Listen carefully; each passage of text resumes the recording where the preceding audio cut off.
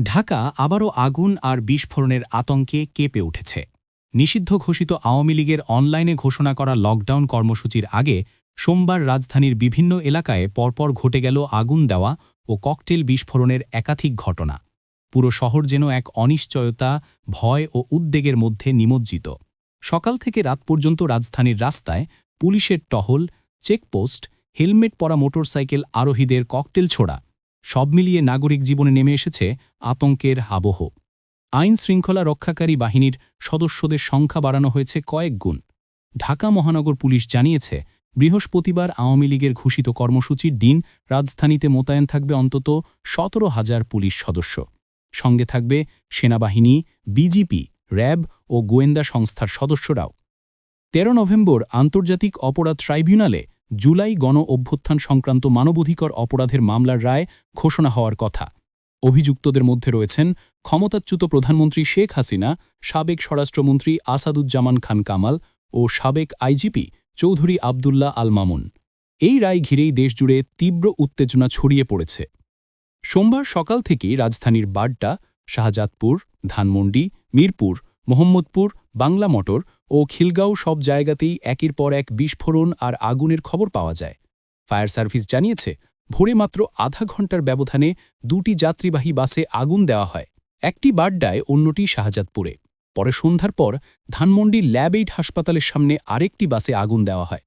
Mirpur, Mohammadpur, Bangla motor, Khilgaon সহ রাজধানীর ৭টি স্থানে মোট ১০টি ককটেল বিস্ফোরণের খবর নিশ্চিত করেছে পুলিশ।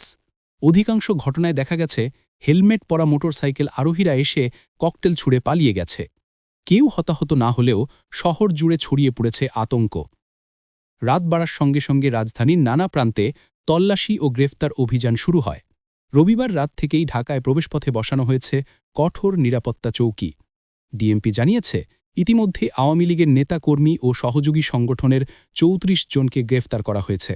স্বরাষ্ট্র মন্ত্রণালয়ের এক বৈঠকে নিরাপত্তা বাহিনীকে দেওয়া হয়েছে সর্বোচ্চ সতর্ক থাকার নির্দেশ।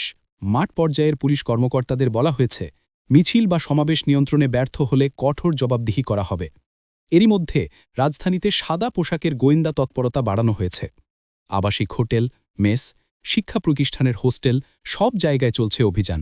এমনকি গণপরিবহনে ছদ্মবেশে নজরদারি চালাচ্ছে গোয়েন্দারা। রাজধানী নিরাপত্তা আরও জোরদার করা হয়েছে গির্জা ও ধর্মীয় প্রতিষ্ঠানে। প্রধান উপদেষ্টার প্রেস উইং জানায়, সম্প্রতি ককটেল হামলায় গ্রেফতার হওয়া এক যুবক নিষিদ্ধ ঘোষিত ছাত্রলীগের সদস্য। ধর্মীয় সম্প্রীতি ও নাগরিক নিরাপত্তা নিশ্চিত করতে সরকার দৃঢ় প্রতিজ্ঞ বলে জানানো হয়। সোমবার রাতেই ডিএমপি ট্রাইব্যুনাল এলাকার সব ধরনের সভা, সমাবেশ নিষিদ্ধ ঘোষণা করেছে। প্রধান বিচারপতি সরকারি বাসভবন, সুপ্রিম কোর্ট, ট্রাইব্যুনাল সংলগ্ন এলাকা সব জায়গায় জারি হয়েছে কঠোর নিরাপত্তা। পুলিশের মহাপরিচালক বাহরুল আলম বলেন, আইন শৃঙ্খলা নিয়ন্ত্রণে আমরা সর্বোচ্চ চেষ্টা করছি।